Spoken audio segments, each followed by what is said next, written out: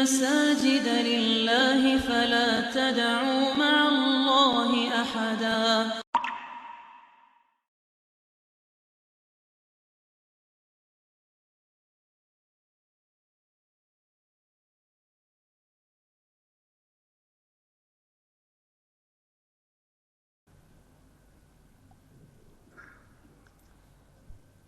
Assalamualaikum warahmatullahi wabarakatuh.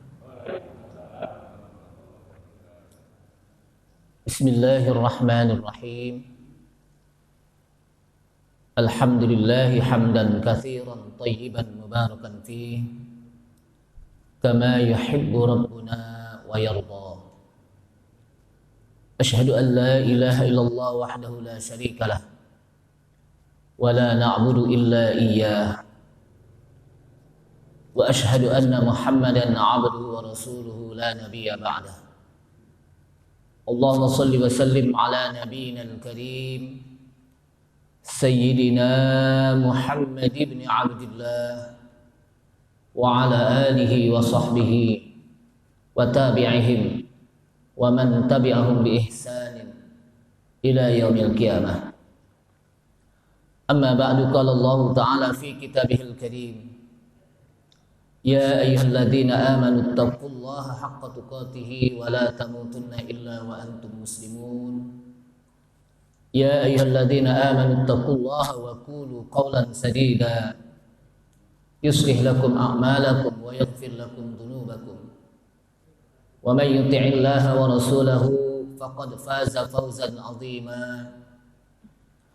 Wa qala Rasulullah sallallahu alaihi wasallam: fa inna asdaqal hadithi kitabullah ta'ala wa khairal huda huda Muhammadin sallallahu alaihi wasallam wa syarral umuri muhdatsatuha wa kullu muhdatsatin bid'ah wa kullu bid'atin dhalalah. Ma'asyiral muslimin wal muslimat rahimani Allah wa rahimakum. Ibu bapak hadirin hadirat sekalian, segenap pengurus Masjid Al-Muhajirin, jamaah Masjid Al-Muhajirin, dan bapak-bapak ibu sekalian yang mudah-mudahan kita semua senantiasa mendapatkan limpahan rahmat dari Allah Subhanahu wa taala. Puji syukur senantiasa kita sampaikan kepada Allah Subhanahu wa taala yang pada pagi hari ini kita awali hidup kita dengan taat kepada Allah Subhanahu wa taala, dengan menjalankan perintah-perintahnya. Kita bisa melaksanakan sholat subuh berjamaah, dilanjutkan dengan kita menjalankan salah satu kewajiban kita, yaitu thalabul ilmi, menuntut ilmu, yang tentunya ini merupakan bagian dari perintah Allah Subhanahu wa taala. Bahkan dengan kita menuntut ilmu, maka kita dimudahkan oleh Allah Subhanahu wa taala untuk jalan menuju ke surga. Sebagaimana Rasulullah sallallahu alaihi wasallam mengatakan, man salaka tariqan yaltamisu fihi ilman sahhalallahu lahu bihi tariqan ilal jannah. Barang siapa yang berjalan di satu jalan, yang dengan jalan tersebut dia mencari ilmu, maka Allah Subhanahu wa taala mudahkan baginya untuk jalan menuju ke surga. Salawat serta salam tak lupa kita sampaikan kepada Nabi kita Nabi Muhammad sallallahu alaihi wasallam beserta para keluarganya, para sahabatnya, para pengikutnya yang senantiasa istiqamah, konsekuen dan konsisten di dalam menjalankan sunnah-sunnah dan ajaran Nabi kita Nabi Muhammad sallallahu alaihi wasallam.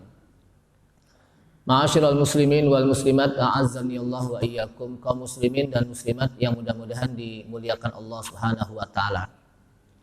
Pada pagi hari ini kita masih berbicara tentang tema kita al-imanu bil yaumil akhir.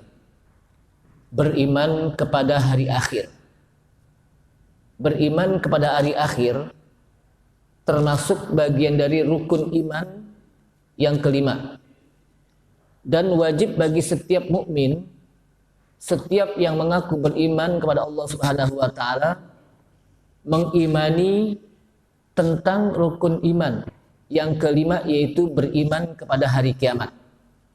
Dalilnya kita sudah bahas pada sebulan yang lalu, Jamaah sekalian, salah satu yang menjelaskan tentang adanya hari kiamat, maka kita sudah bahas, salah satunya adalah dengan sebagaimana yang disampaikan oleh Allah Subhanahu wa taala, "Summa innakum yaumal qiyamati tub'atsun."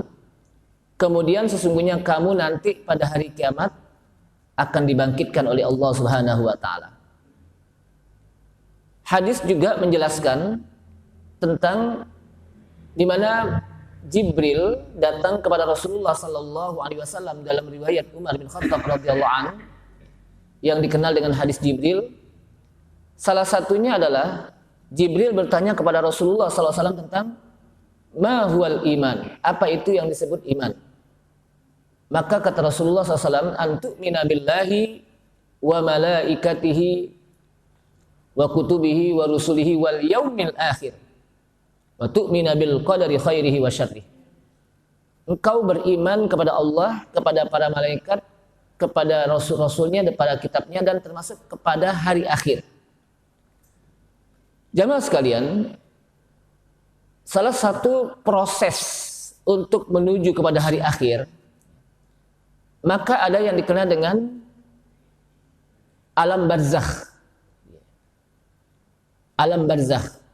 Sehingga ada sebuah riwayat mengatakan man mata faqad qamat qiyamatuhu. Jadi barang siapa yang mati, sesungguhnya dia sudah menghadapi sebuah hari kiamat. Man mata faqad qamat qiyamatuhu. Sudah terjadi hari kiamat untuk dirinya ketika dia mati.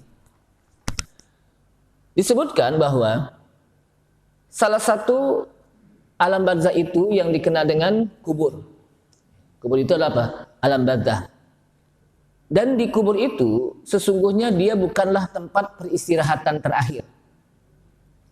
Tapi dia akan memasuki proses-proses kehidupan setelah dia mati di dunia.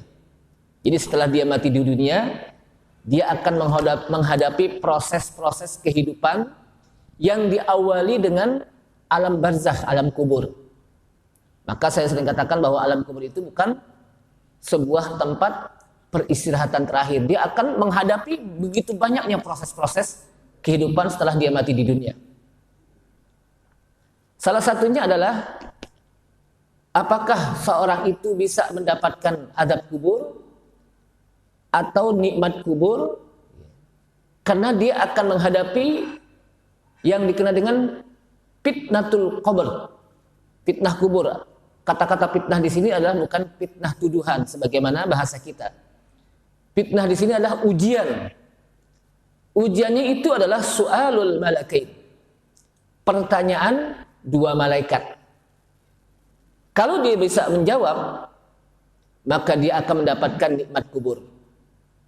Tapi kalau dia salah dalam menjawabnya dan tidak bisa menjawab, maka dia akan mendapatkan azab kubur. Hadisnya begitu banyak.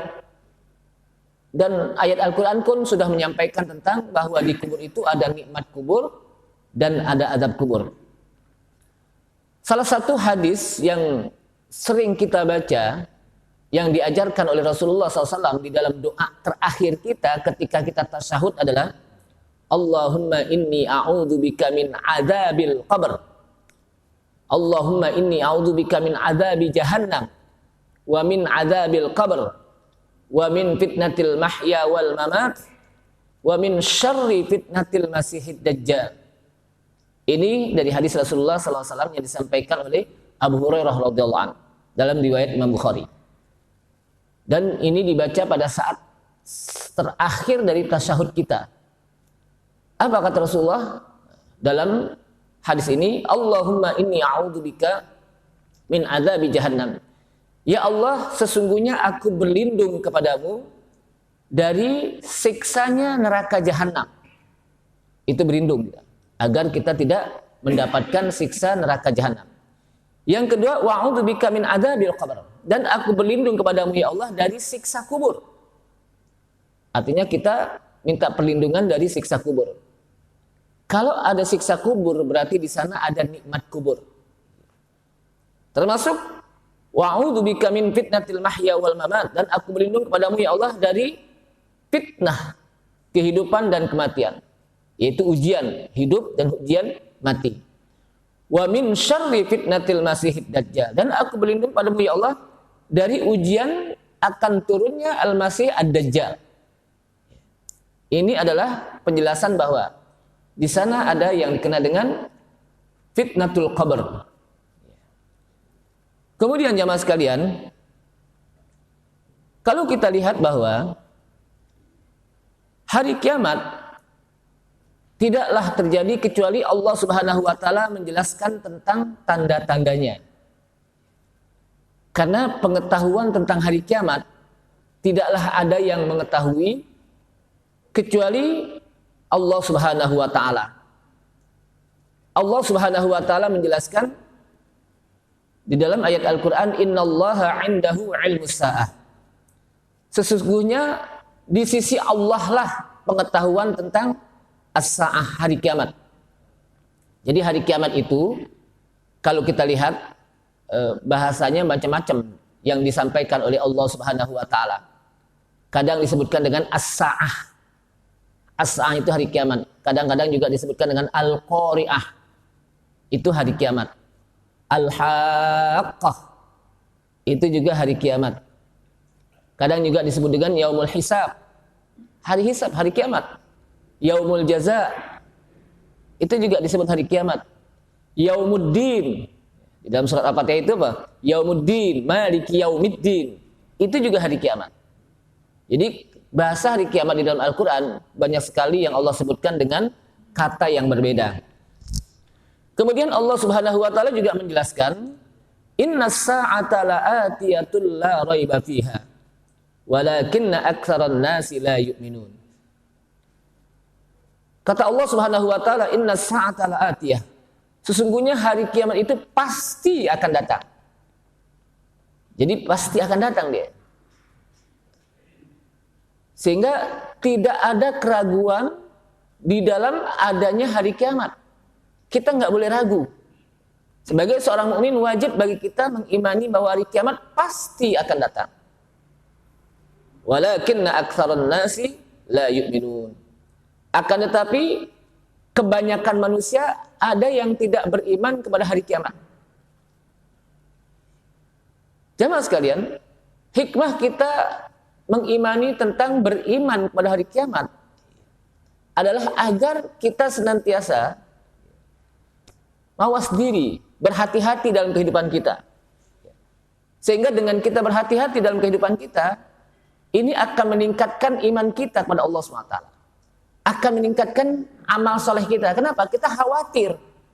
Jangan sampai ketika kita melakukan maksiat, di situ datangnya hari kiamat. Makanya hikmah hari kiamat itu dalam rangka apa? Agar iman kita semakin meningkat. Kenapa? Karena nanti amal yang kita lakukan di dunia, setelah datangnya hari kiamat akan dimintai pertanggungjawaban oleh Allah Subhanahu wa taala. Di dalam ayat Al-Qur'an juga disebutkan dalam ayat lain, iqtarabatis sa'ah wan syaqqal qamar. Iqtarabatis sa'ah. Sungguh dekat hari kiamat. Jadi hari kiamat enggak jauh-jauh disebutkan oleh Allah Subhanahu wa taala dalam ayat Al-Qur'an, tapi dekat. Wan syaqqal qamar. Dan hancurlah bulan-bulan, dan hancurlah bulan. Jadi ketika hari kiamat, bulan itu hancur, matahari juga hancur. Bahkan di dalam surat Al-Hasyr juga disebutkan tentang hari kiamat. Ya ayyuhalladzina amanu taqullaha wal tanzur nafsum ma qaddamat lighad. Apa kata Allah SWT dalam ayat ini? Artinya, hai orang-orang yang beriman, bertakwalah kamu kepada Allah Subhanahu wa taala. Wal tanzur nafsum ma qaddamat lighad. Dan hendaklah masing-masing engkau memperhatikan dirinya ma qaddamat lighad. Ma qaddamat, apa yang telah dia lakukan lighad, untuk hari esok, hari kiamat, hari kematian. Kata-kata ghad itu kan kalau kita artikan ke dalam bahasa kita besok. Kenapa disebut besok? Hari kematian atau hari kiamat disebut besok. Karena besok itu dekat dan pasti datang. Kalau kemarin jauh. Kenapa? Karena nggak datang lagi. Kalau kemarin itu jauh dan tidak akan datang lagi. Tapi kalau besok pasti datang dan dekat. Makanya disebut hari kiamat atau kematian itu disebut dengan yaumul ghad, hari besok. Bahkan disebutkan oleh Rasulullah sallallahu alaihi wasallam, Rasulullah SAW menjelaskan, bu'ithtu ana was-sa'atu kahataini. Aku diutus dan hari kiamat jaraknya seperti 2 jari. Jadi kata Rasulullah, aku diutus dan hari kiamat jaraknya itu seperti 2 jari. Kemudian wa yaqrinu usbu'aihi. Kemudian Rasulullah pun mengisyaratkan 2 jari telunjuk dan jari tengah. Bagaimana jari telunjuk dan jari tengah itu begitu dekatnya. Nah, begitu hari kiamat, begitu dekatnya. Tidak begini. Ya, tidak begini. Kenapa? Karena jauh nih antara kelingking dengan telunjuk. Tapi Rasulullah mengatakan apa? Aku dan hari kiamat jaraknya seperti 2 jari. Yaitu jari telunjuk dan jari tengah. Begitu dekat. Jari telunjuk dan apa? Berdampingan dengan jari tengah. Artinya hari kiamat dekat, nggak jauh-jauh. Ini kata Rasulullah SAW. Nah, oleh karena itulah tidak diragukan lagi bahwa hari kiamat itu pasti akan datang dengan hadis-hadis yang sampai kepada tingkat mutawatir. Bukan hanya sekedar sahih saja, tapi tingkatnya mutawatir. Bukan ahad, tapi apa? Mutawatir. Jamaah sekalian, apa sih mutawatir itu? Marwatul jamaah. Setiap generasi dari sahabat, dari tabi'in, dari atba'ut tabi'in sampai ke kita, itu meriwayatkan tentang terjadinya hari kiamat. Nggak diragukan lagi. Pasti dia akan datang. Begitu juga Allah Subhanahu wa taala menjelaskan, yas'alukan nasu 'anis sa'ah. Orang-orang banyak yang bertanya kepadamu, hai Muhammad, tentang hari kiamat. Jadi banyak orang-orang, bahkan orang-orang kafir, orang musyrik juga, mereka bertanya kepada Rasulullah SAW tentang hari kiamat. Kul innama ilmuha indallah. Katakan, hai Muhammad, sesungguhnya pengetahuan tentang hari kiamat itu hanya di sisi Allah. Wa ma yudrika la'alla as-sa'ata takunu qariba. Dan tahukah kamu, hai Muhammad, bahwa hari kiamat itu datangnya qarib, dekat, nggak jauh-jauh, nggak lama-lama. Jamaah sekalian, Allah Subhanahu wa taala sebelum mendatangkan hari kiamat, maka di sana ada yang dikenal dengan alamah, tanda-tanda al-isyarah, al-imarah, tentang tanda-tanda hari kiamat. Para ulama membagi 2 tentang tanda-tanda hari kiamat. Ada yang dikenal dengan alamatun sughra wa alamatun kubra. Ada yang dikenal dengan tanda-tanda hari kiamat kecil, dan ada yang dikenal dengan tanda-tanda hari kiamat besar. Salah satu daripada tanda-tanda hari kiamat kecil itu, jadi sebelum datang hari kiamat itu ada tanda-tandanya. Salah satunya adalah sebagaimana hadis Jibril. Kenapa disebut hadis Jibril? Karena Jibril alaihissalam datang kepada Nabi kita, Nabi Muhammad SAW, dalam menyerupai seorang laki-laki. Sebagaimana hadis yang disampaikan oleh Umar Al-Faruq radhiyallahu anhu, beliau bercerita tentang bainama nahnu julusun 'inda Rasulillah sallallahu alaihi wasallam. Kata Umar, ketika kami sedang duduk-duduk bareng-bareng bersama Rasulullah sallallahu alaihi wasallam, idh tala'a alaina dzata yaumin, ya, pada suatu hari, idh tala'a alaina rajulun, tiba-tiba muncul, datang seorang laki-laki. syadidu bayadis thiyab. Laki-laki tersebut menggunakan pakaian yang sangat putih. Wa syadidu sawabis sya'r, dan memiliki rambut yang sangat hitam. Bajunya putih, tapi apa? Rambutnya sangat hitam. Berarti nggak ada apa? Nggak ada ubannya kayak kita ini. Sangat putih itu. Kemudian la yu'rafu minhu atharus safar. Tidak terlihat bekas-bekas perjalanan jauh. Wala ya'rifu minna ahadun, dan tidaklah ada yang kenal dari kami satupun orang dari orang tersebut. Dari kami itu satupun nggak ada yang kenal. Mau dibilang orang jauh, nggak ada bekas tanda-tanda perjalanan jauh. Kenapa? Karena bajunya putih dan rambutnya hitam, klimis. Dan kita tahu kalau di padang pasir itu kalau orang melaksanakan perjalanan jauh itu akan kelihatan bajunya itu apa? Berdebu, kena pasir. Dengan udara suasana yang begitu panas, gersang. Tapi ini nggak kelihatan. Bersih, klimis. Dan di antara kami tidak ada apa? Yang kenal orang tersebut. Ini orang siapa ini? Mau dibilang orang jauh kita nggak ada apa? Nggak ada bekas-bekas perjalanan jauh. Mau dibilang orang dekat, di antara kami nggak ada apa? Nggak ada yang kenal. Kemudian laki-laki tersebut deketin Rasulullah SAW, mendekat kepada Rasulullah SAW. Fa'asnada rukbatayhi ala rukbatayhi. Ditempelkan dengkulnya dengan dengkul Rasulullah SAW. Kemudian dia letakkan dua tangannya di atas pahanya. Kemudian dia bertanya, ya Muhammad, akhbirni anil Islam. Hai Muhammad, kasih tahu saya tentang Islam. Kemudian Rasulullah menjawab, Al-Islam an tashhada an la ilaha illallah wa anna Muhammadar Rasulullah wa tuqimas shalah wa tu'tiyaz zakah wa tasuma Ramadan wa tahujjal baita in istata'a ilaihi sabila. Diajarkan Islam itu adalah engkau bersyahadah bahwa tidak ada yang berhak untuk diibadahi kecuali hanya Allah, engkau mendirikan salat, mengeluarkan zakat, berpuasa di bulan Ramadan dan pergi haji jika mampu. Terus kata apa? Kata orang tersebut, sodakta, engkau benar ya Rasulullah. Kemudian kami bingung. Yas'aluhu wa yusaddiquhu. Dia nanya tapi juga dibenerin. Dia yang nanya tapi ketika dijawab oleh Rasulullah SAW, dia benerin juga. Kemudian tanya lagi, ma huwal iman?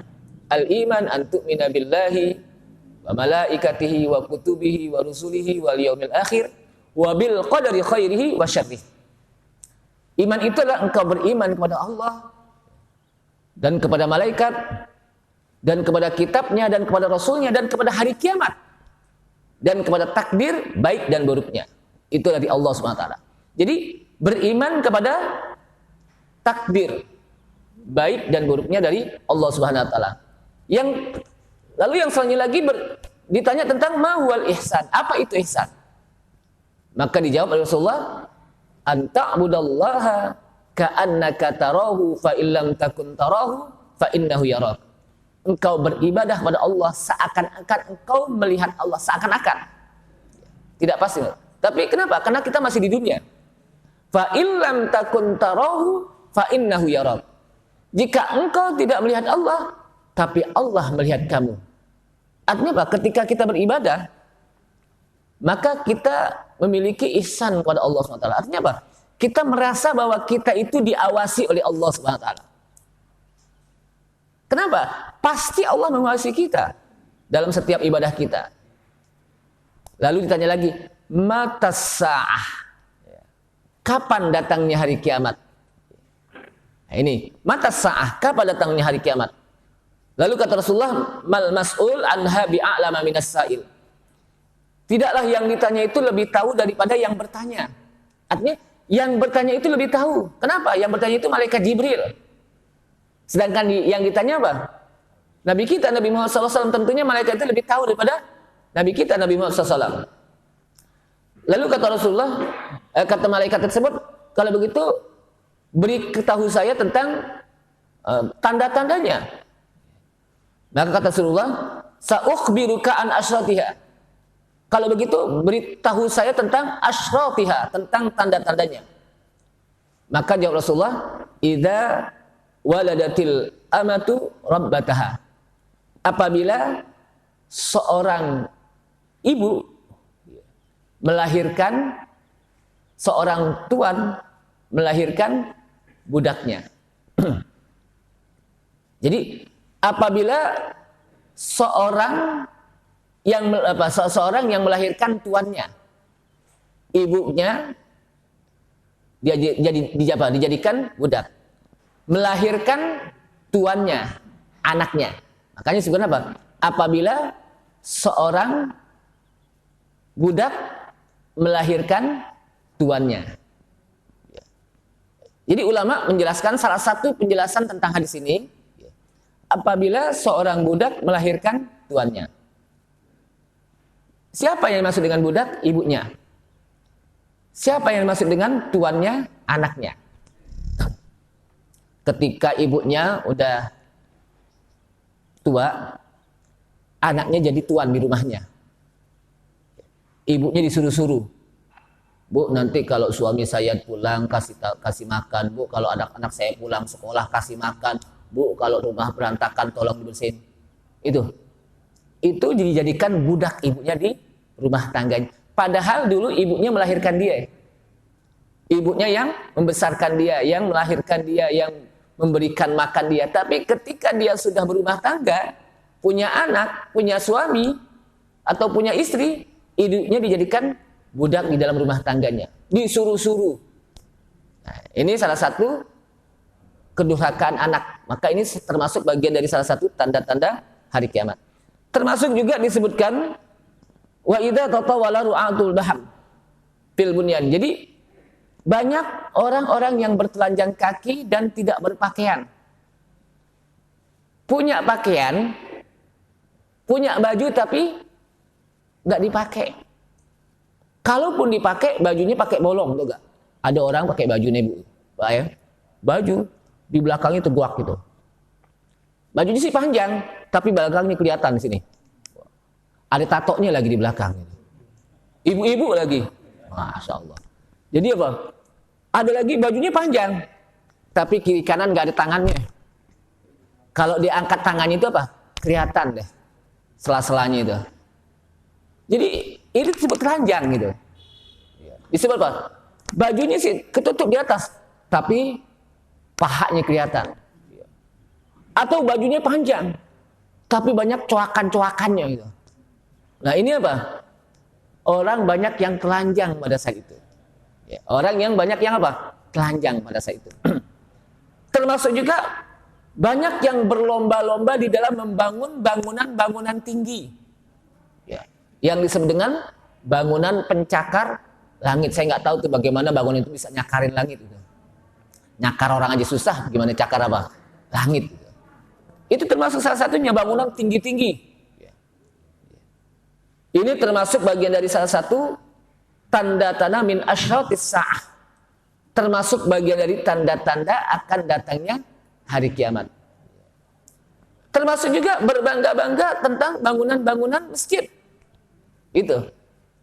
Masjid mereka bangga dengan keindahannya, tapi isinya nggak dimakmurkan.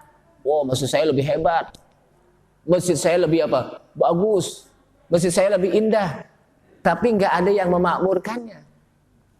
Kalau waktu sholat sepi, paling imam sendiri, makmum sendiri. Yang azan juga dia, yang buka pintu dia, yang gelar tikar juga dia. Kenapa? Udah nggak ada jamaahnya. Ini termasuk bagian dari tanda-tanda hari kiamat min asyratis sa'ah. Jamaah sekalian, termasuk juga disebutkan dalam hadis, termasuk bagi bagian tanda-tanda hari kiamat itu adalah qitalul muslimin al-yahud wa intisarul muslimin. Orang-orang kaum muslimin nanti akan memerangi kaum Yahudi. Di hari kiamat nih, dekat-dekat hari kiamat, orang-orang beriman mereka akan memerangi orang-orang Yahudi, dan umat Islam akan mendapatkan pertolongan dari Allah Subhanahu wa taala ketika mereka menghadapi orang-orang Yahudi. Sampai kaum muslimin mereka membunuh orang-orang Yahudi. Jadi mereka dibunuh oleh kaum muslimin.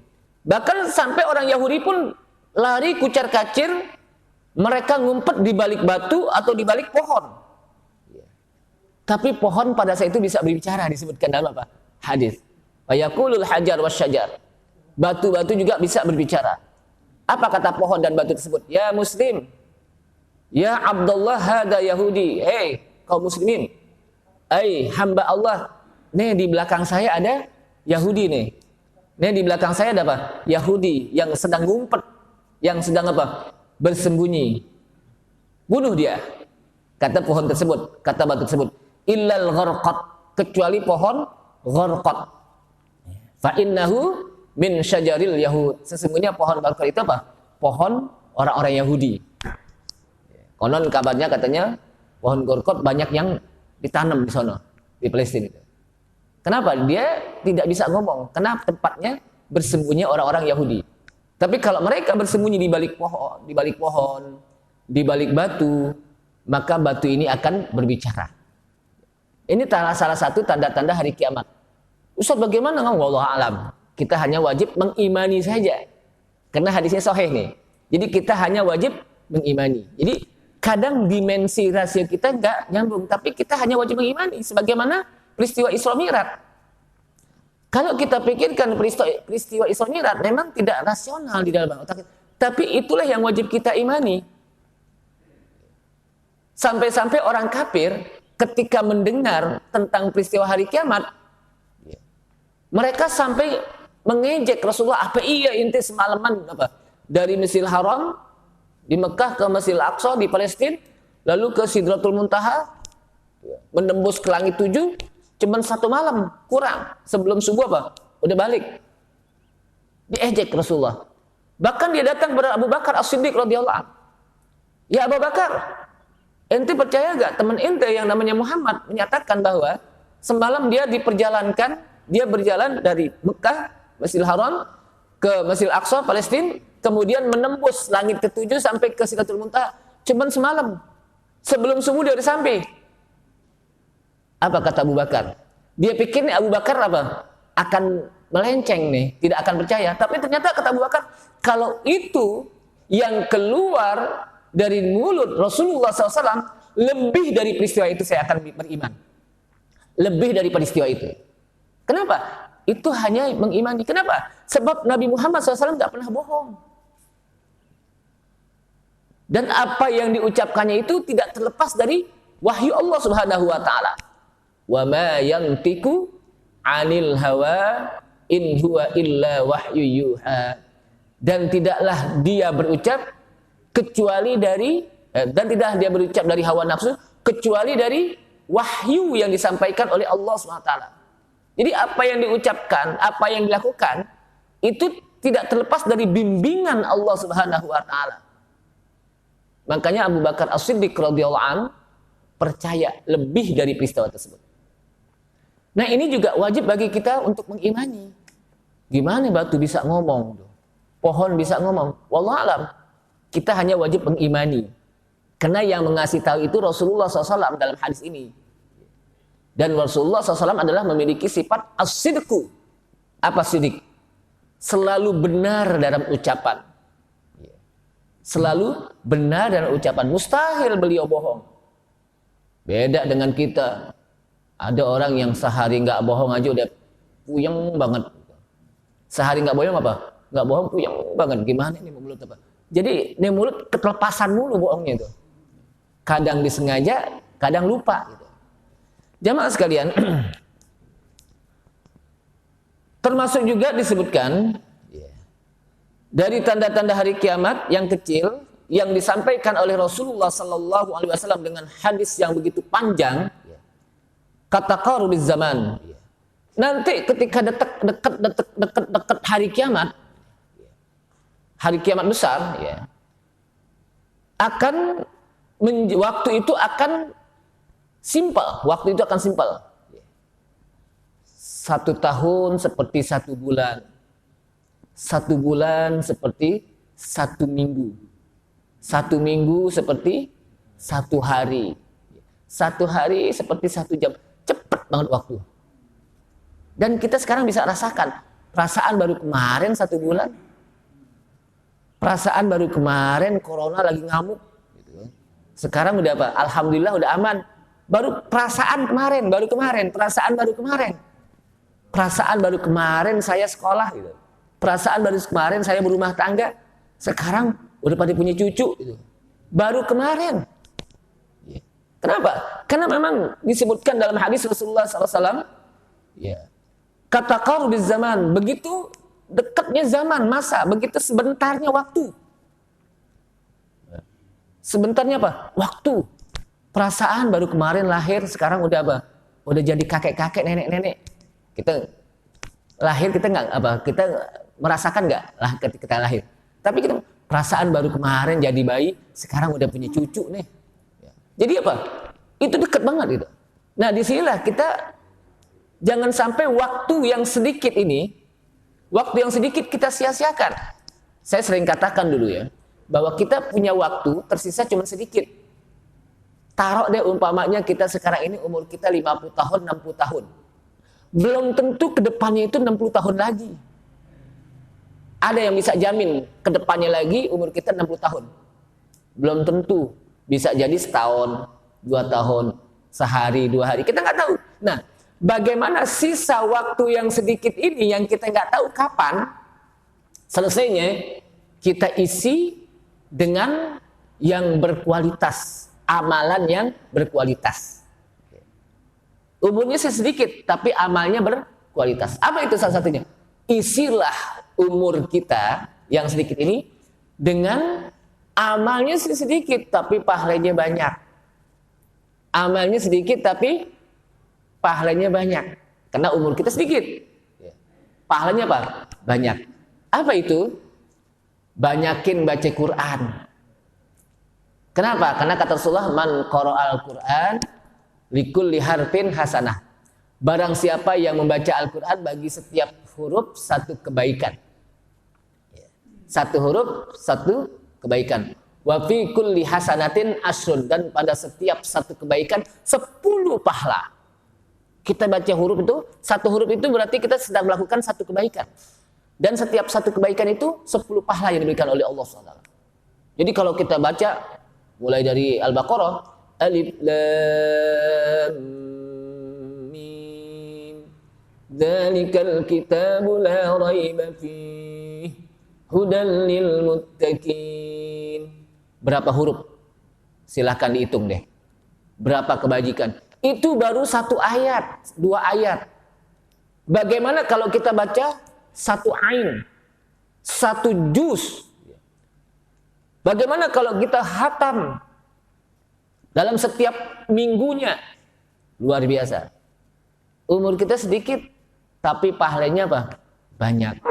Kita bersedekah, 700 kali lipat ganda pahalanya diberikan oleh Allah Subhanahu wa taala. Jadi itu salah satu amalan yang bisa menolong kita sedikit umurnya, tapi pahalanya apa? Banyak. Yang kedua, cari amalan yang bisa mengampuni dosa-dosa kita. Kita kan nggak tahu bagaimana dosa kita, mulai dari dulu sampai apa? Sekarang. Tapi dia bisa mengampuni dosa-dosa kita. Sebagaimana Rasulullah mengatakan, as-salawatul khamsu wal jum'atu ilal jum'ah wa ramadan ila ramadan mukaffiratun lima bainahunna majtunibatil kabair. Dari satu solat ke solat, zuhur ke asar, asar ke maghrib, maghrib ke isya, isya ke subuh, terus di antara 2 solat mukaffir, dia akan bisa menghapusi dosa-dosa kita. Kalau kita solat subuh, tarnya zuhur kita solat, di antara subuh dan zuhur itu akan menghapuskan dosa-dosa kita. Dari zuhur ke asar, dari antara zuhur dan asar, itu akan bisa menghapusi dosa-dosa kita. Jadi kita solat berjamaah, apalagi solat berjamaah di masjid nih. Bagi laki-laki solatnya di masjid, ibu-ibu di rumah. Boleh gak ibu-ibu di masjid? Boleh. Jadi kalau bapak-bapak ingin menjadi bapak-bapak yang soleh, solatnya di masjid. Kalau yang solehah di rumah ya. Jadi masjid, apalagi di masjid ini kita ketemu dengan saudara-saudara kita dalam setiap 5 kali, sehari 5 kali. Jadi jangan sampai orang kenal di masjid pada saat akhir hayatnya. Tahu gak? Kenal pada saat hayatnya. Kenapa? Saat masih hidup gak kenal. Pas akhir hayat siapa yang meninggal? Oh dulu waktu masih hidup apa? Gak pernah ke masjid, kok sekarang dibawa ke masjid? Hebat lagi, kenapa? Sholatnya di depan imam katanya. Orang-orang di belakang imam dia apa? Di depan imam. Kenapa? Disolatin. Nah di sini aja mas sekalian, pentingnya bagi kita untuk sholat di masjid. Kemudian termasuk juga dari tanda-tanda hari kiamat adalah naqsul amal, berkurangnya amal. Banyak maksiat pada saat itu. Banyak kemungkaran. Zuhurul fitan, banyaknya fitnah-fitnah, ujian-ujian, tuduhan-tuduhan macam-macam pada saat itu. Begitu juga banyaknya wakasratul qatl, banyak pembunuhan-pembunuhan. Membunuh orang itu suatu hal yang biasa. Dulu kita kalau dengar ada orang apa pembunuhan kayaknya suatu hal yang luar biasa ya. Wah, sekarang itu kalau pembunuhan di TV, setiap berita ada pembunuhan di sana ada itu kayaknya biasa aja gitu. Padahal itu hal yang luar biasa, itu akan terjadi. Pembunuhan di sana sini. Begitu juga wakasratul zina, banyaknya perzinahan-perzinahan, di mana-mana banyak berzina. Dia apa? Dilokalisir perzinahan. Prostitusi apa? Dilokalisir. Bahkan dilegalkan. Kenapa? Karena dianggap luar biasa ini. Pajaknya tinggi baunya. Itu akan apa? Muncul. Perzinahan itu luar biasa. Orang udah nggak malu-malu lagi untuk berbuat zina. Bahkan direklamekan. Anda butuh dengan kami, silakan call kami. Kami akan datang Anda tengah malam. Itu apa? Nggak malu-malu lagi di medsos itu. Dia reklamekan dirinya untuk berbuat apa? Zina. Wal fusuk, kepasikan, kemaksiatan. Lalu juga apa? Perzinahan, kemungkaran. Itu akan apa? Merajalela. Inilah salah satu daripada tanda-tanda hari kiamat kecil. Ini sudah waktu syuruk ya. Mudah-mudahan apa yang saya sampaikan bermanfaat. Ya, mudah-mudahan apa? Bukan berarti ini nakut-nakutin nih. Stop. Paling tidak dengan hal seperti ini kita harus mawas diri, waspada. Ya, artinya apa? Kalau ada apa? Kemungkaran, kemaksiatan merajalela, berarti kita kurangi kemaksiatan. Kita tinggalkan kemaksiatan, bukan kurangi, tinggalkan kemaksiatan. Kita lakukan kebaikan-kebaikan. Ini saja, mudah-mudahan apa yang saya sampaikan bermanfaat. Paling tidak kita tahu bagaimana tanda-tanda dari datangnya hari kiamat, tanda-tanda kecil, alamatun sughra. Wallahu a'lam bishawab. Kayaknya nggak ada pertanyaan kali ya. Pas. Mudah-mudahan bermanfaat. Silahkan tutup.